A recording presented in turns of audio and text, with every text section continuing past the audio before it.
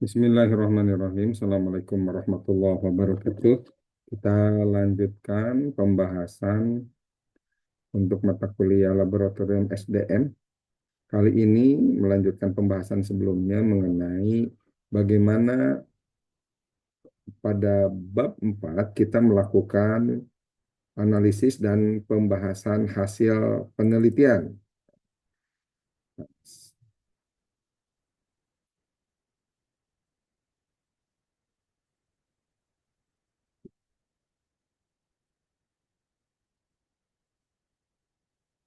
Seperti kita ketahui pada pembahasan sebelumnya telah dibahas bagaimana di bab 4 dimulai dari pembahasan profil responden yang menunjukkan kondisi ya dari semua responden dalam berbagai kategori, yaitu misalkan kategori umur, kategori status, kategori latar belakang pendidikan, kategori eh, besaran penghasilan, dan lain-lain sesuai dengan kebutuhan kuesioner itu sendiri. Ya. Selanjutnya setelah membahas profil responden dilanjutkan dengan melakukan pembahasan dalam analisis deskriptif, ya, di mana masing-masing pernyataan yang ada dalam kuesioner dibahas satu persatu sehingga diketahui bobot nilai masing-masing secara deskriptif. Yang di dalamnya juga ada rekapitulasi untuk masing-masing variabel, sehingga dari rekapitulasi itu diketahui mana indikator atau pernyataan atau juga aspek-aspek yang mempengaruhi secara positif atau dalam arti yang besar pengaruhnya terhadap variabel tersebut dan yang paling lemah pengaruhnya terhadap variabel tersebut. Nah, jadi kalau ada 3 variabel yang dibahas dalam penelitian, tentunya ada 3 rekapitulasi masing-masing pernyataan tiap kuesioner. Ini sebagai analisis data deskriptif.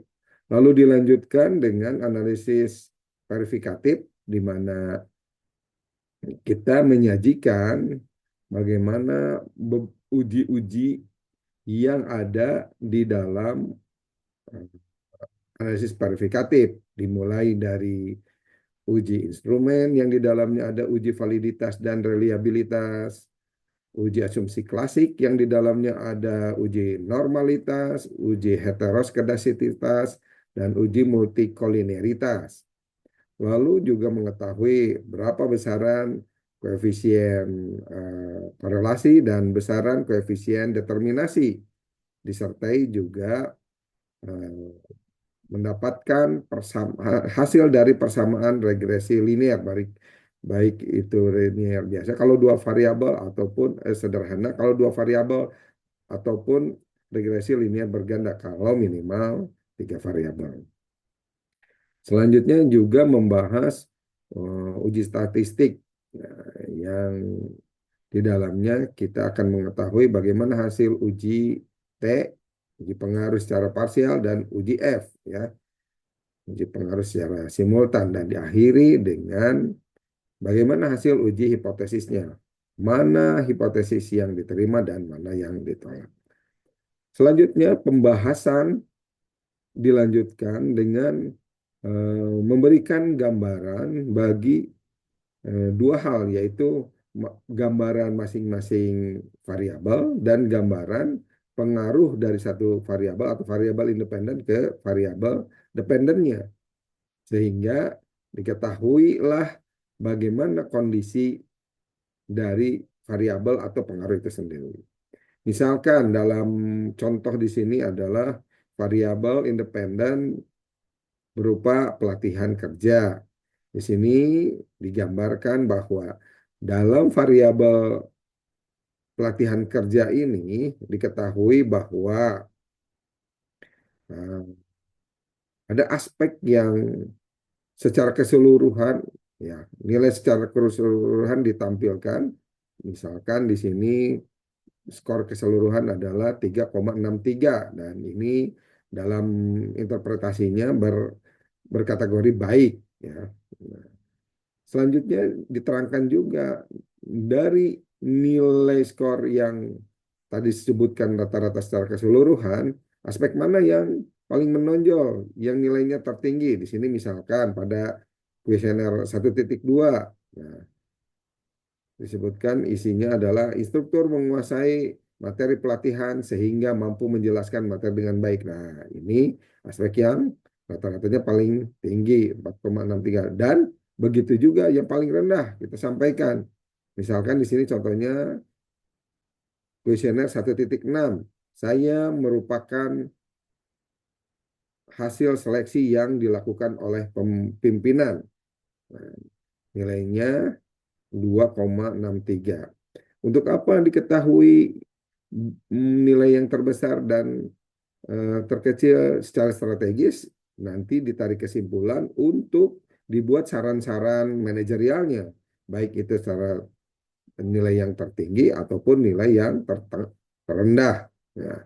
Lalu di paragraf selanjutnya, setelah menggambarkan kondisi deskriptifnya, Anda juga membandingkan dengan penelitian sebelumnya yang sejalan, ya, dengan penjelasan tadi, ataupun yang kalau misalkan bertentangan boleh juga ditampilkan. Dari penjelasan ini di paragraf ketiga kita akan sampaikan apakah ini sejalan dengan penelitian sebelumnya ataupun berlawanan atau ada perbedaan yang signifikan, misalkan dikarenakan lokus yang berbeda, jumlah responden yang berbeda, ataupun situasi ekonomi yang berbeda.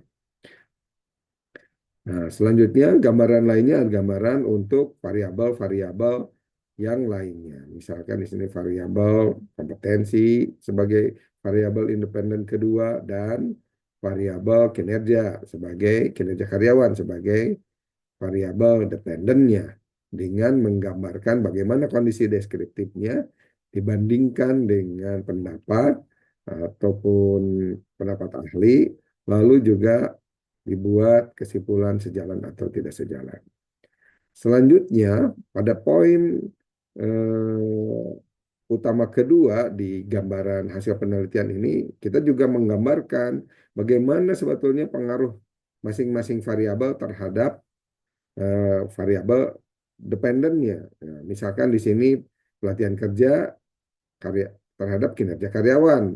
Bagaimana? Berdasarkan hasil penelitian, nah, diketahui bahwa eh, nilai koefisiennya sebesar 0,247. Ini didapat dari persamaan regresi. Lalu juga hmm, digambarkan mengenai besarnya koefisien determinasi, ya, determinasi yang ada parsial maupun apa namanya simultan. Kalau kebutuhannya simultan, di sini yang parsial. Ya, besarnya pengaruh 0,349 nih, yang berarti apa namanya secara keseluruhan besarnya pengaruh adalah 34,9%.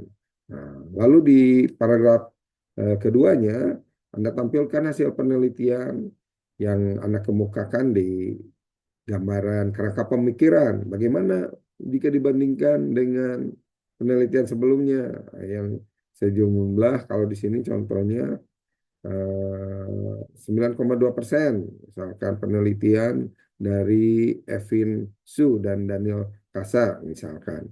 Nah, lalu Anda jelaskan apakah penelitian ini sejalan ataupun bertentangan ataupun ada hal-hal yang menjadi fokus catatan, ya.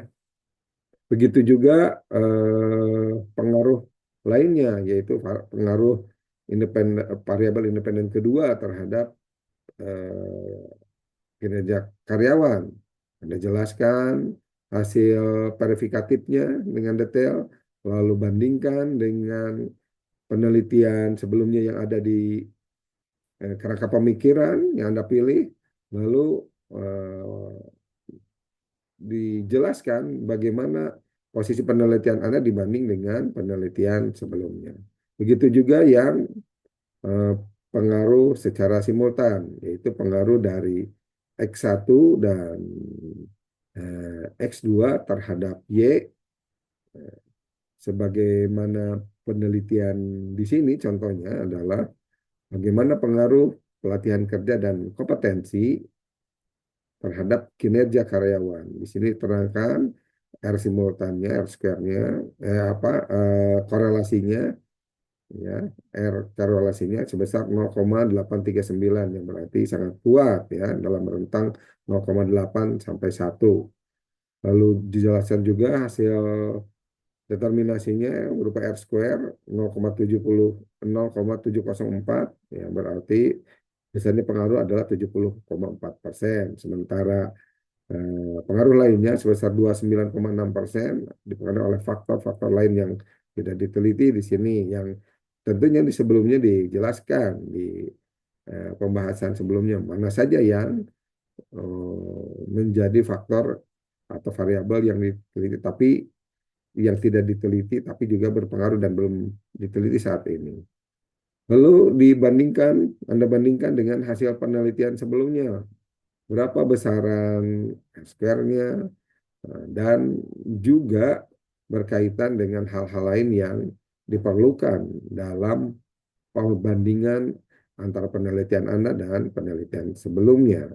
Sehingga selanjutnya Anda tutup dengan pembahasan bagaimana posisi penelitian Anda dibanding dengan penelitian sebelumnya itu. Sehingga selanjutnya kita dapat melanjutkan pembahasan ini ke bab terakhir yaitu pembahasan tentang kesimpulan.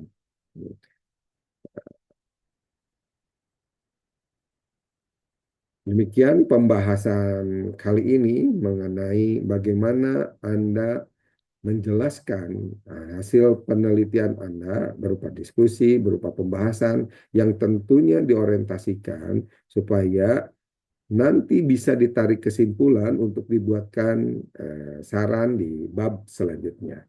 Demikian pembahasan kali ini, semoga bermanfaat. Kita bertemu lagi di pembahasan selanjutnya. Assalamualaikum warahmatullahi wabarakatuh.